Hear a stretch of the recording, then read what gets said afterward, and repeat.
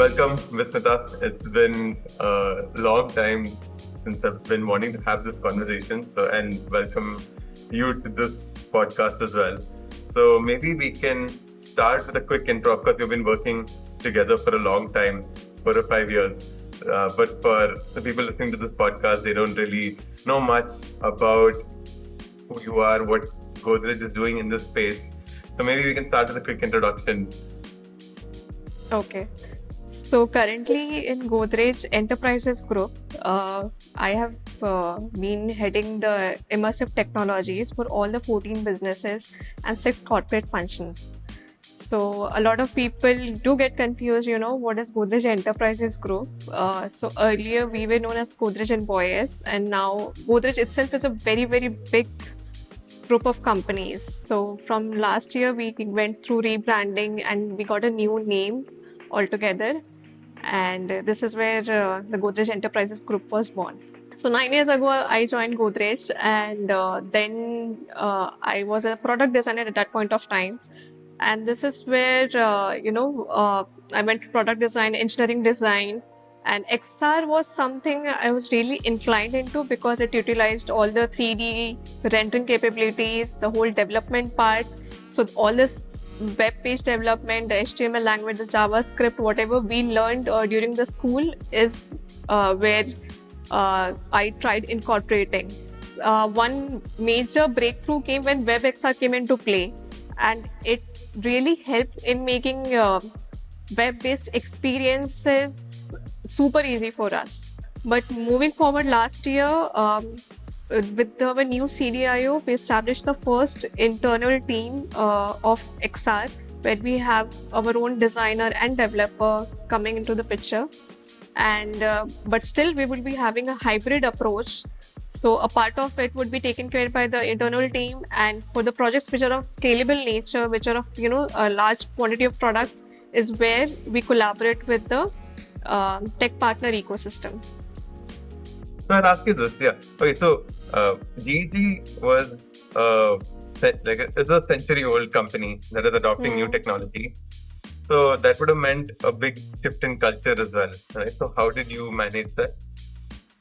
So first of all, as a GG, the vision has always been, to create a customer-first ecosystem that offers a unified customer experience. So we have a vast consumer base of over 1.1 billion. We aim to revolutionize, how customers engage across all the arteries of the business to ensure consistency of experience. So digital transformation in a legacy organization like this is more like a genetic evolution in nature. Just as, the organisms adapt over time by developing new traits to survive and thrive, businesses developed by adopting new digital tools and solutions. So these tools help to understand products. Basically, they bring products closer to customers by making them easier to understand. So this continuous adaptation ensures the organization stays competitive, responsive, and aligned with the changing needs. So for a century-old company, adapting is again like a cultural shift, like a seasoned tree growing new branches. So it requires resilience, openness, and smart choices. So by embracing digital transformation, especially XR, the company has reimagined how it wants to connect with the customers and employees. So when website came, every company went into creating the website because it was very accessible to the users. Now, how do you transmit those products, those digital physical products, and show it to the customers right at their space? So this is where the whole XR comes into the place. So for any project or any XR initiative that we undertake, we have this 4-word framework, which is 2 essential what's and 2 practical how's. The first one is what exactly it is, what we are trying to solve and achieve. It's not like we just do XR for the sake of XR. That's why we call it like we build meaning for XR solutions. The second is what value it is bringing to the customers or the end users when compared to the non-immersive XR solutions, because there's always a comparison. Instead of this, why are we not going the traditional way? That is number one. So now, how are you, trying to solve the business problem using the XR is also what you need to tell your end users. And at the end, everything boils down into the cost and the effort that goes into the deployment and the hardware. So how much is the deployment and hardware is the fourth question that we take care of. so that we can build both the cost effective and impactful, ensuring there's a smooth integration with the existing workflow of our employees. Let's start at the beginning, right? I think when people think of VR or AR, they think just the headsets. And like, you put the goggles on, you Absolutely. put the headsets on, whatever it is, and then you escape to another world. But the first thing is that you put on the headset. I think, as you mentioned, your journey at GEG began with Web XR. So that is through the browser. So, of course, this would have been shaped by, this was, I think, freshly in a post-COVID world. I think lockdowns were still happening. So, of course, it was hard to get folks inside headsets. And that's why you would have, I would assume that's why you wanted to go with WebXR. So, when you were making that decision, and of course, GEG has a bunch of group companies, how exactly did you decide to go about this, both internally in terms of the, just getting all stakeholders on the same side to try this new technology, and also, the products, the teams that you reached out to? Could you tell us a little bit about how exactly this all began? So first of all, awareness about XR and the different forms of XR was the biggest challenge in the organization. People still use the term, ki we wanted to do AR VR, but the one who are part of this whole XR ecosystem, they know that AR is different, VR is different. So what we did in the initial stages of our journey is that we started doing a lot of focus sessions for the different businesses and different stakeholder groups. So all these sessions were not just something where you're running a couple of presentations.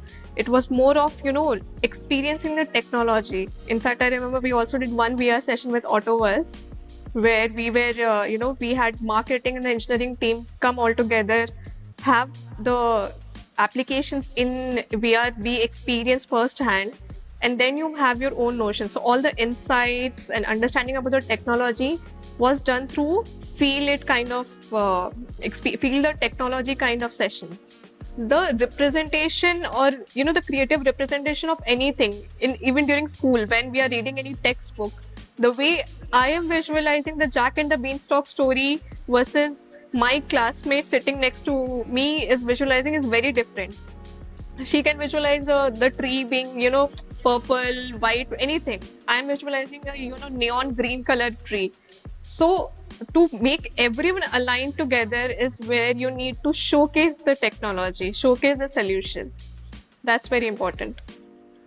Yeah, I think that's where the tech also shines. It's just so much easier to understand. You just put them in a world you've made, and then they get it. So still date, I still carry, a presentation deck which has the fundamental difference between 3D, 360-degree photo, types of AR, be it marker-based, markerless, and then the types of virtual reality as well. Like you have semi-immersive, non-immersive, fully immersive. So that really helps people to understand. It's like when you go to a restaurant, you ask the customer, what do you want to eat?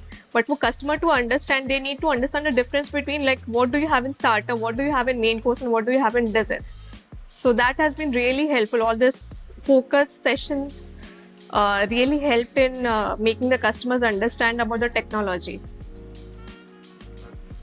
That's perfect. So, to summarize, you kind of look at all the different businesses in the Godrej Enterprises Group as your customers. So you as the immersive lead, you're reaching out to all of these different business units in GEG and then essentially evangelizing the technology. So first step in that is helping them understand what are the different parts of the technology, how exactly can you utilize it, etc. Right? And so I think as you were doing this, how did you get your first customers? How did they decide to sign up for WebXR? Okay, first customer. So I will categorize into two types. First was before the digital team was formed. So prior to digital team, I used to work in a lot of POCs. So the first POC what we did was, it was my own company ID card and you scan it, and then there was a documentary that started about Godrej, which was taken from YouTube. So that time, the my I took it to my boss, and I said, then this is, I feel this is the power of web, and you don't need an application to have this experience done. So this is where he came up with the idea that there was a product that the innovation center was making. It was supposed to go to a lot of exhibition spaces, but we cannot carry the product everywhere. So how do we make the product closer to the customer by showing a 3D or a AR version of the same? So this is where we made the web-based, business card. That was the first one. And post-digital, the PED virtual, like the process equipment division, not PED, sorry, that's the terminology we use within the organization. So process equipment division, which is a part of one of the businesses of Godrej Enterprises Group, and they are majorly into heavy industries.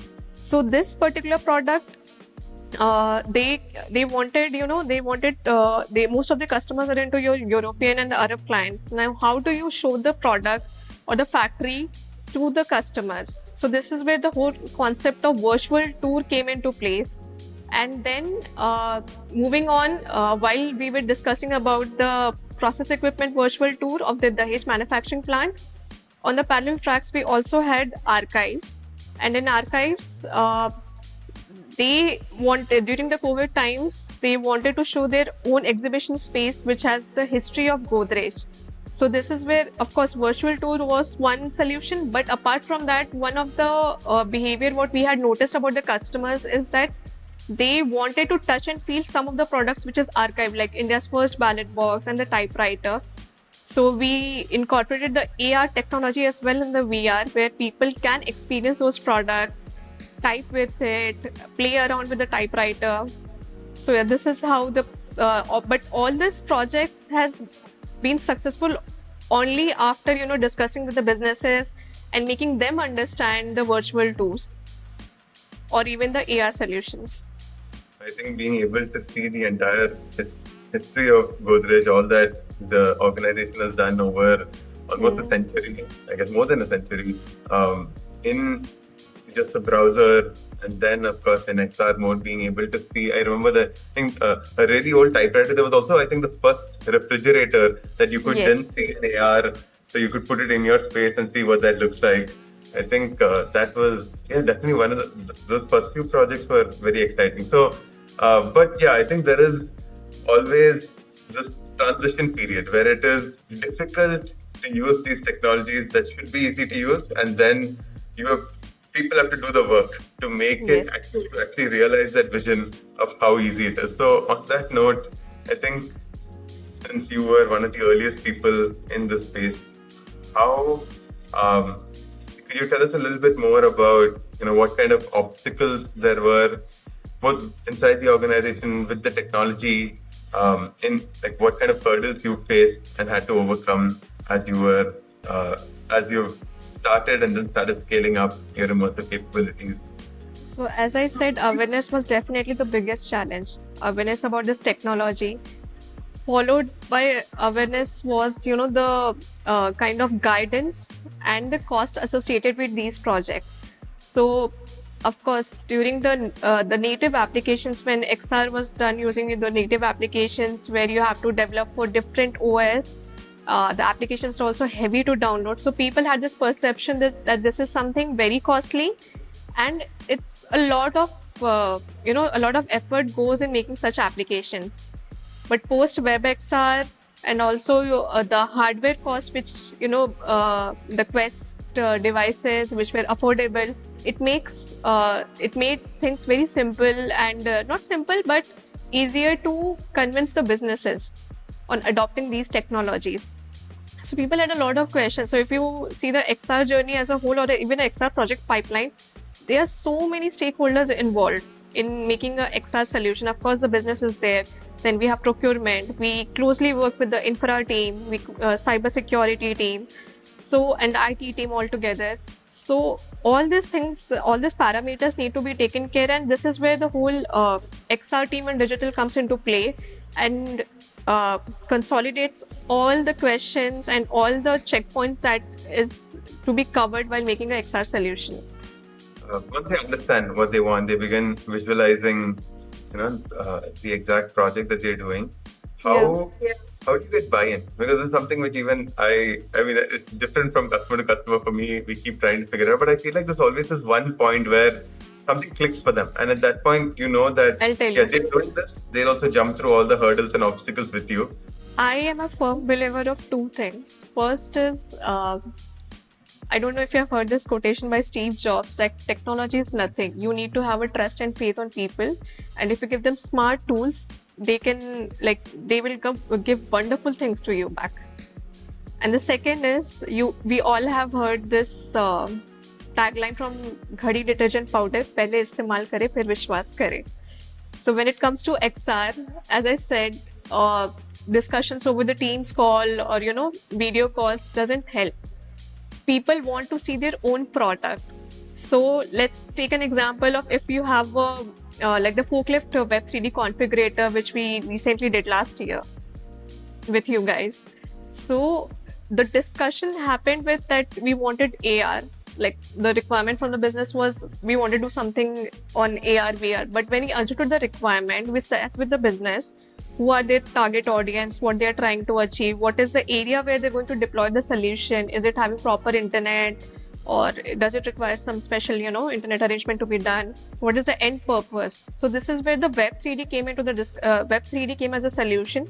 But to even take them into the confidence, what I did along with the team is that we made a small, I think PowerPoint 3D. You might be aware that Microsoft PowerPoint has this facility of now putting the 3D files there. So we took the 3D file, like step IGS format, converted it to JLB, we put it in the PowerPoint and showed them this is how your product is going to look in a website. So the moment the people see their own product, even a sample, a portion of it, this is where the trust and the confidence comes in. Ki, theek hai, let's go ahead with the larger picture. Let's have a project done. I think you mentioned logs as well, and that the logs website, the 3D website that we made, I think that's still, AutoVRse has done a lot of exciting work, but I'm very, very excited by the quality we were able to bring to that logs website. I think it looked really good. I think And the in one fact, we did as Godrej Enterprise Group has this record, of making the first lock in India.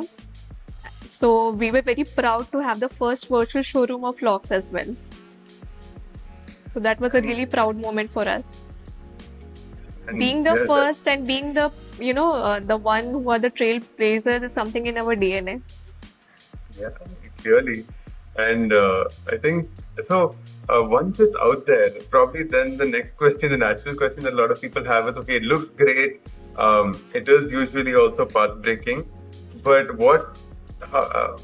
is that how you measure success for these kind of projects, or compared to the traditional way of doing it, which would have just been that's a very interesting question. Yeah, that's a very interesting question. So I'll tell you the measure of success and how do we measure the performance of these solutions. First, we break in two categories. One is for the performance of a POC and performance of a proper product that has been launched. For the POC, we use a lot of heat maps that helps us to make us understand which component or where the user is experiencing difficulty. So that is number one. And in the second thing, we also utilize a heuristic evaluation. So for all the websites, because otherwise it becomes very difficult for us to even communicate, to the development team. These are the areas which needs to be covered. So we make sure that at least the standard checklist of the heuristics are all followed. Now, when it comes to the major live projects, we use, analytics platform like Google Analytics, but the kind of metrics we look into is very different. So it's not just the usual page views, all this engagement rates, how the engagement is happening, what are the user attributes and the tech details. So these are super important for us. And this kind of carves apart whether this particular solution versus the non-immersive mediums, which one gave us the better results? Hmm. So I don't know, when Ashwin, if you remember, sorry, just one memory came into the place. The first project we worked was the Web 3D banner hmm, for Spotlight yeah. Security Solutions. That time the project was very small, and I remember we were having a discussion, ki we need to really do something. Of course, we were discussing other projects which happened after 2 3 years. But to start with, we discussed, and I was trying to convince you guys, ki let's at least start with something. The organization needs to see something on the Web 3D version. So we did the spotlight camera. I remember 2 spotlight cameras, and that was a hit. And from there, the conversation started propagating. So GEG's long-term strategy. How do you see Okay. XR there? So first of all, at GG, immersive tech isn't just something a trend that we need to catch up. It's the cornerstone for one of our long-term strategy. We see the future in convergence. So XR will be blending seamlessly with a lot of new tech, like the tech, not new, but the mature technologies like the AI, IoT, cloud computing, and data analytics. So one of the most examples that I can give you is what we are working on is a digital twin. So imagine a product and its virtual twin talking in real time and running on the cloud, and then you have analytics helping us to predict the behavior, schedule the maintenance, and detect any issues using AI. So this is so for us, XR is not a cool tech. It's a part of a responsible, sustainable digital transformation. And the reason I mention sustainable is because most of the time for manufacturing companies, what has been the 3D models are made, and then you make a engineering or a manufacturing drawing, and the 3D file is lying there in your system somewhere in the local drive or in your cloud. So the files which were just lying around, we are repurposing it, reusing it, and making it more useful even for the manufacturing as well as the marketing team.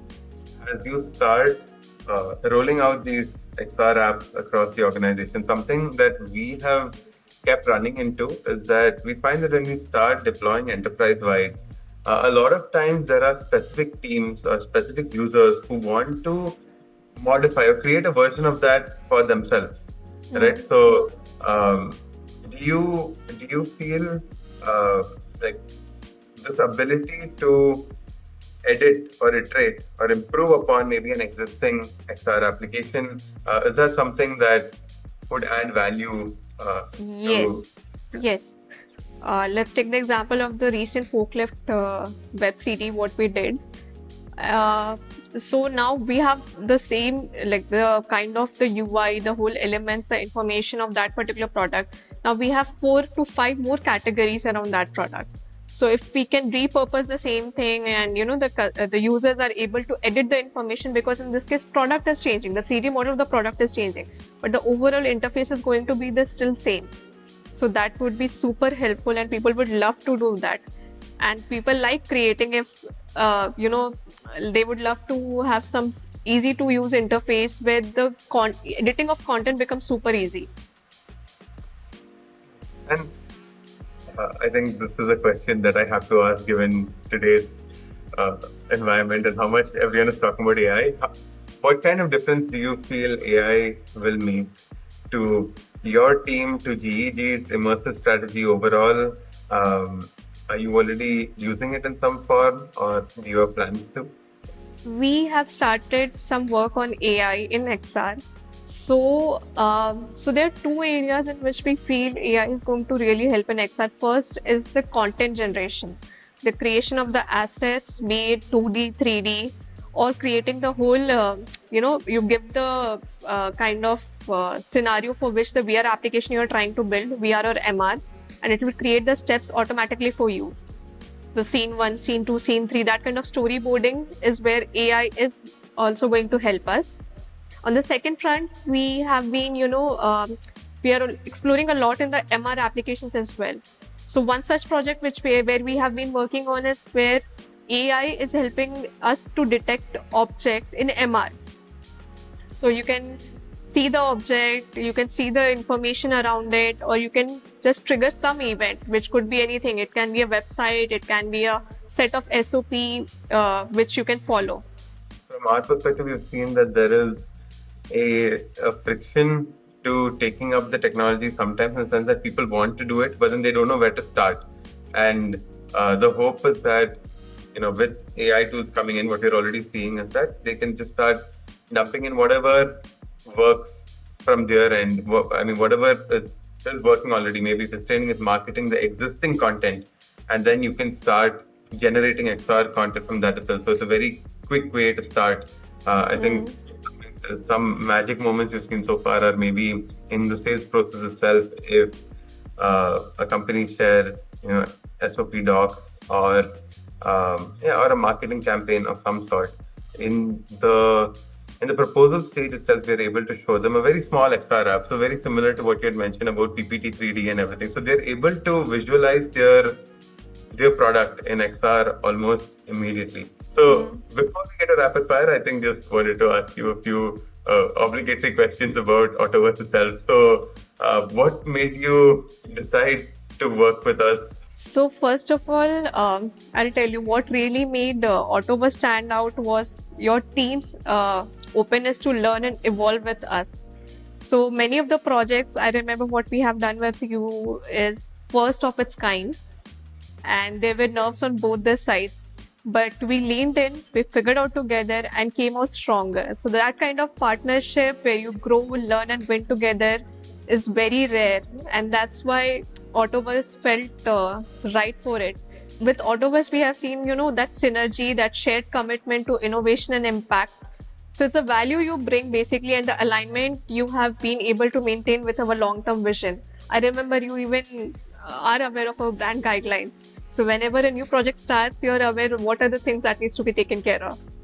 So yeah, thanks a lot, Bismita, for all those sweet words. I'll go easy on you in the rapid fire because of that. Okay, thank you. So if you're ready, we'll start the rapid fire. So the rules are simple. Sure. I'll ask you a question.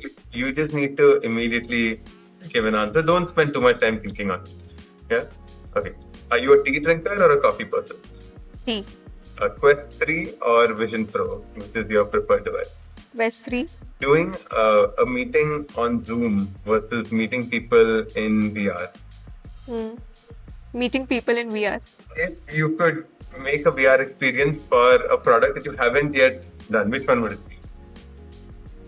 Mattress. Okay. And what would you want to build for mattress? So mattress, like how a mattress is formed, and now if you have seen, the mattresses have evolved a lot. The kind of, the overall technology that goes into these mattresses, the kind of fabric. So there's a lot of detailed information there.